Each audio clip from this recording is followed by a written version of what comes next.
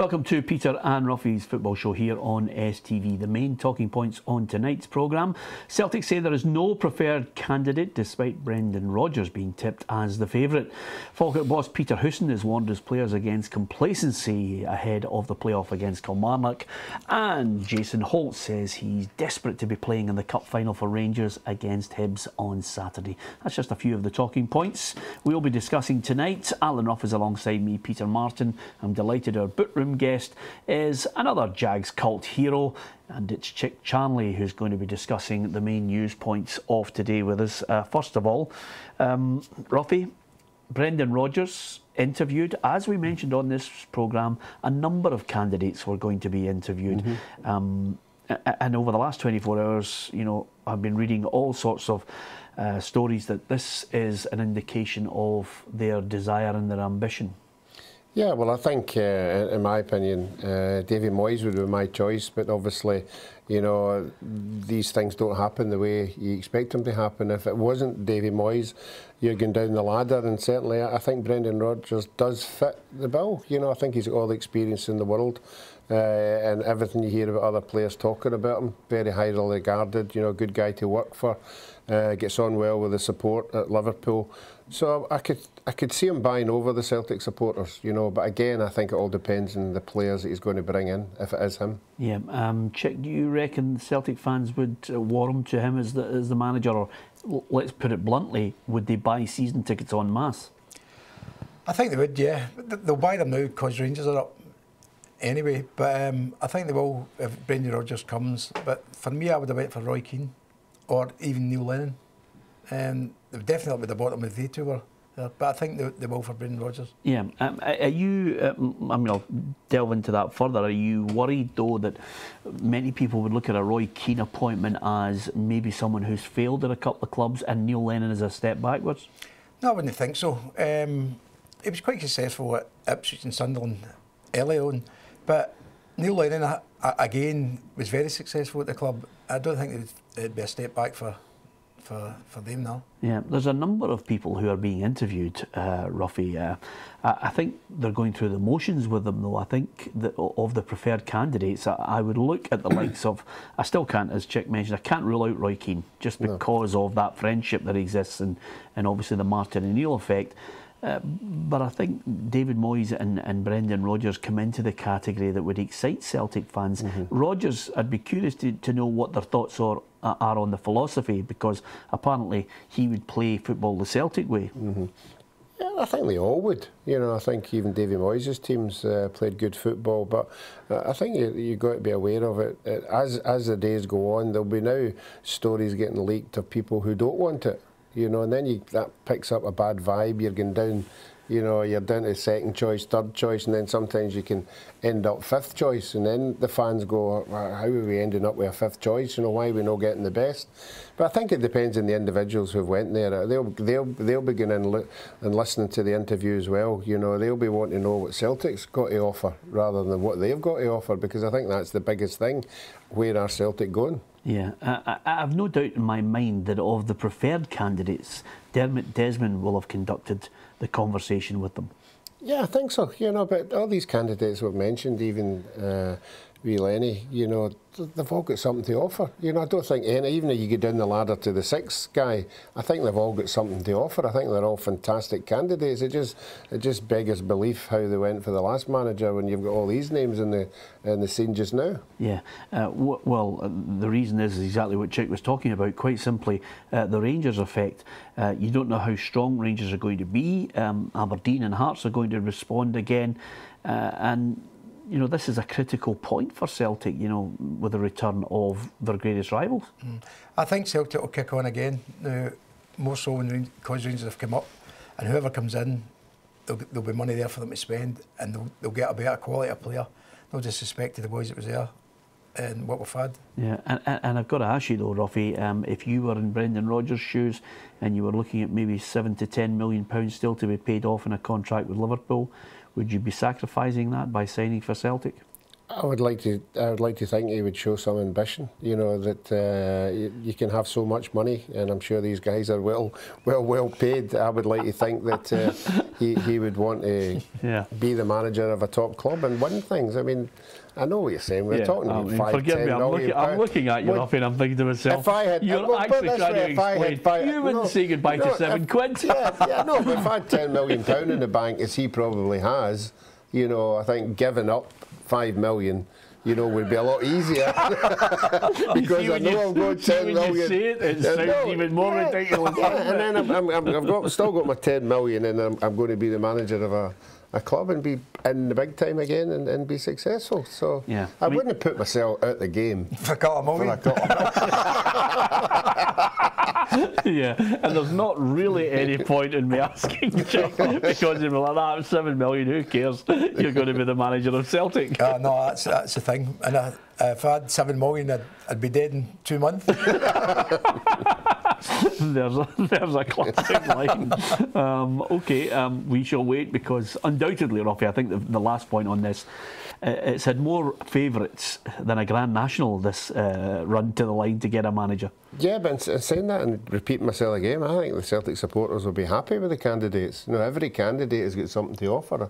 Okay, they'll have their reasons. I'm not too sure about him, but certainly the candidates, the names of the people that are in for it are top notch. Yeah. John Collins has mentioned John Hughes. The Celtic job? Yeah.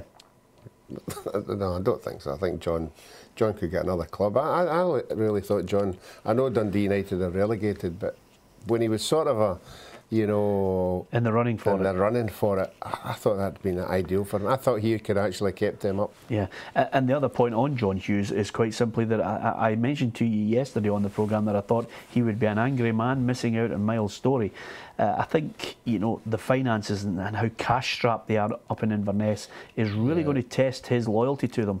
Yeah, well, if you're a manager up there, he knows how hard it is to get players up there, and all of a sudden, his budget's pretty low. He's lost 3 players to Dundee. He's now lost another player to Aberdeen. As a manager, he'd be sitting there scratching his head, going, "Well, how can I compete? How my hands are tied here? You have to give me something to go on." So I think that's the thing that'll be upsetting him. Okay, let's quickly move on then to the playoffs, because Peter Houston has warned against complacency. Some people suggesting, you know, Falkirk already have 1 foot in the Premiership. That's a dangerous game to play. Yeah, overconfidence, you know, and quite rightly so. They'll still be on a high for that game last week, but I think Peter Houston's been in the game long enough, you know, to keep them firmly on the ground, you know, tell them exactly what's at stake. But the good thing for them is they're going to go into this game with lots and lots of confidence. Yeah, see, he's one man for me, Chic, that I think deserves a bigger job, because he's worked wonders on a limited budget developing kids. Well, it just shows you the type of character Peter is. Leaving the D United, we got offered the contract. By all accounts, it was less money, but the principles was the money they weren't going to spend, not what he wanted to push them on again. And then fair play to him for quitting, but he's done absolutely brilliant. And Peter, I think Peter will get another job somewhere soon. Yeah, and of course the irony is he could be waving to Dundee United as they're coming down into the Championship if he can pull this off against Kilmarnock. Personally, Ruffy, I can see them winning both legs. Yeah, well, you look at Kilmarnock, you know, 4 goals at home. Confidence won't be high, but for me, the biggest thing is off the park. You know, the supporters need to buy in to what's at stake here, and I think if Kilmarnock go behind, I think the supporters might turn on the team, and it's not something you want to happen in a playoff game. Yep. Who do you think? I know your old club, Hibs, Chic, they came a cropper against Falkirk, albeit right at the death. Can you see them taking the scalp of Kilmarnock? Yeah, I can. I fancy Falkirk. Most of they scored first in the first game, obviously, but definitely fancy Falkirk to beat them. Yeah, Ruffy? Yeah, I think so as well. I think obviously it'll be pretty borderline. I think it'll, again, as we saw in the Falkirk Hibs game, you know, wee things can turn games. Hibs had a shot for about 25 yards that hit the bar. It could have hit the bar and went in, and they would have been through. So I think it's a really dividing line. I just wonder what the financial implications would be for Kilmarnock when you consider they've lost £700,000 to go down, when you consider there's a disenchanted support there as well. I think it's behind the scene. There's changes going to happen there. I think big changes have to happen. There's enough people want to come in and help the club, but sometimes the people that are there don't want to stand aside. But I think we're at the stage now. If they do go down, it might be another, I know it's horrible saying it could be a good thing. It might just kick things on to get the club back to where they were. Okay, you can give us your thoughts on that at Peter and Ruffy on Twitter, facebook.com/Peter and Ruffy. Give us your thoughts on the playoff after the break. We're going to talk Scottish Cup final. We'll also look towards Europe, the Europa League, the small matter of Liverpool against Sevilla. Who's going to win that one? We'll get the predictions next. Welcome back to Peter and Ruffy's football show. Alan Ruff is alongside me, Peter Martin. Our bootroom guest is Chic Charnley, a former Hibs player. And the good news for Hibs, Ruffy, is they've sold out their full allocation for the final. Yeah, and well done to them. You know, the disappointment of last week, you might have thought some of the fans maybe have just turned against them, but they haven't. They're stuck in there. They still believe that they can win this game, and it'll be a tremendous day because obviously we were there at Rangers-Celtic game. It's a wonderful atmosphere in there when the stadium's full. Yeah, can they win it, Chick? How can they pick themselves up? I think they can. I think Scottish Cup final, that's all you need to know, and the beat Rangers already, and I think they can do it. Yeah, obviously everybody is wondering about the mental state of the players. Here's Fraser Fivey's take on it. We obviously just have to take it on the chin and move on very quickly because we've got, as I say, a Scottish Cup final to look forward to, and yeah, we're going there obviously trying to win, and it'll be an exciting game and an exciting day for ourselves and the fans, and hopefully we can give them something to go home and cheer about. Who do you think's got the edge as far as quality is concerned, Ruffy? I think both sides are, Peter. I've been always really impressed with the Hibs midfield. I think Henderson, if McGee's fit, you know, Fifey, you know, I think they're Henderson, you know, I think the quality's there. And when you come to a big arena like Hampden, you like footballers, you like people who are going to put the ball in the net and have the confidence to pass a bit. Certainly they might edge it there, but for me, Rangers have got everything to offer. You know, Rangers are on a high. They've got their big striker coming back, you know, everything is favouring them. I think things need to happen for Hibs on the day to get that confidence that you're talking about back again. Yeah, obviously you're talking about a big striker in stature, and he's talking of course about Martin Waghorn, who already has mentioned that he's dreaming of scoring the winner.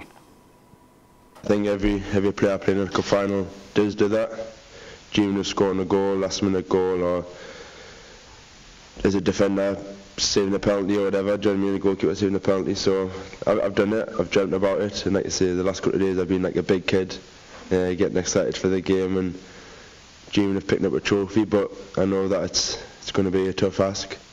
If we play our game, then we should be okay. But like I say, it's a cup final, and anything can happen. Well, Mark Warburton has held off for long enough before he reintroduces him into the first team. He's dreaming of scoring the winner. I like him as a player, Martin Waghorn. He's got a trick or two, knows the way to goal, Chick. Yeah, he's done well. He's done really well. And coming back, and I just don't know if he's had enough time, you know, to get back for his injury, but he's a good player, and Hibs will need to watch him, definitely. Yeah, if you're talking about match winners, he comes into that category, Ruffy, alongside Jason Cummings.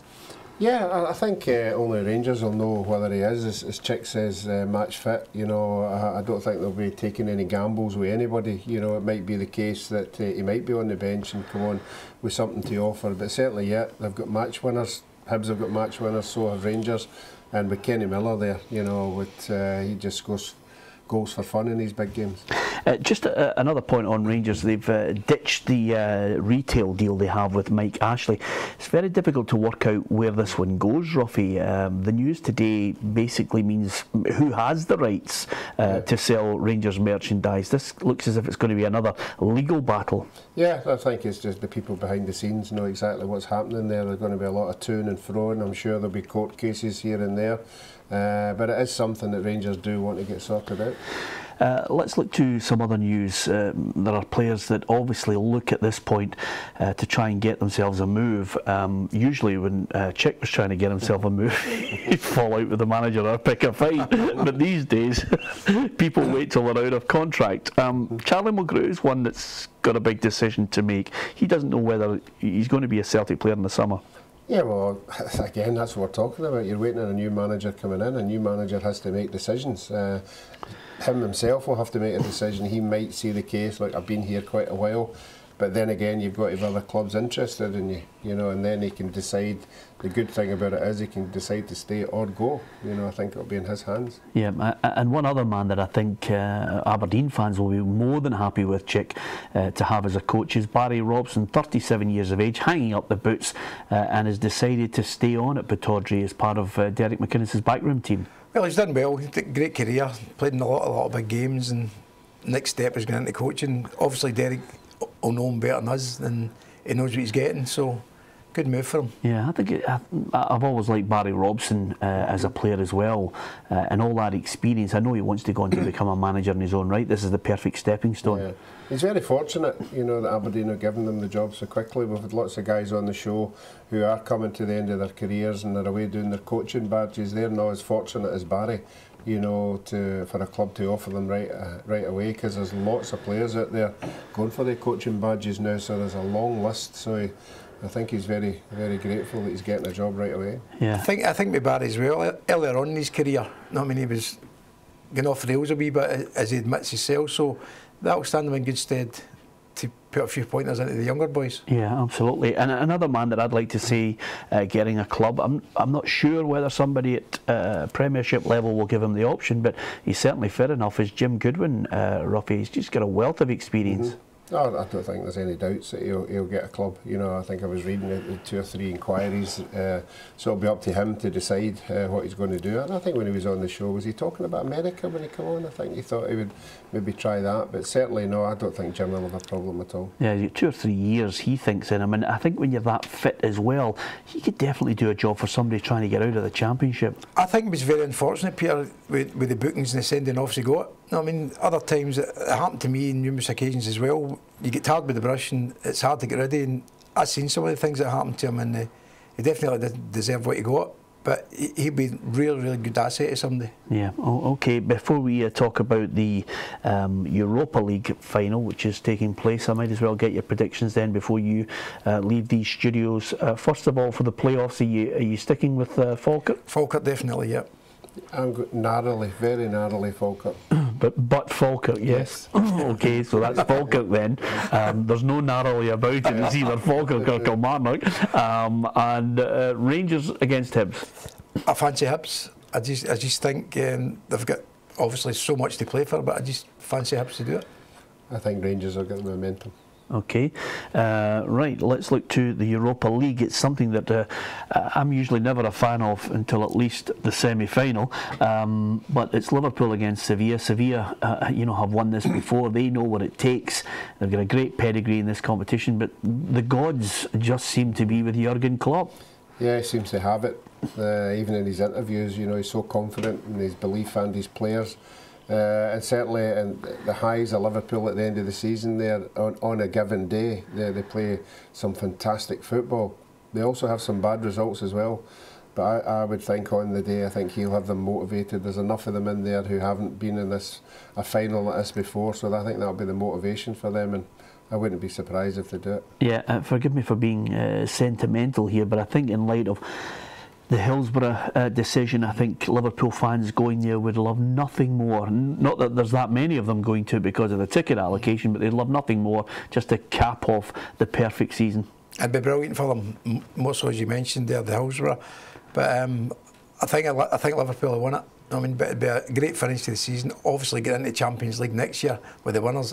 It's a big incentive. Yeah. Fancy Liverpool. Yeah, that's a huge thing as well. I mean, that's the ultimate thing that's making this juicy, is the fact that there's an offer of a Champions League place, Roffy. Yeah, particularly Liverpool. They have been not ultra poor in the league, but they haven't had a great season. The 4 that have qualified have been away ahead of them. So, yeah, that's obviously what he'll be using to the players, you know, to get to the motivation to get into the Champions League next year is winning this game, but firstly they've got to win it. Yeah, we always like to get your thoughts, Chic, on the Champions League as well. It's an all-Spanish affair, Real against Atletico.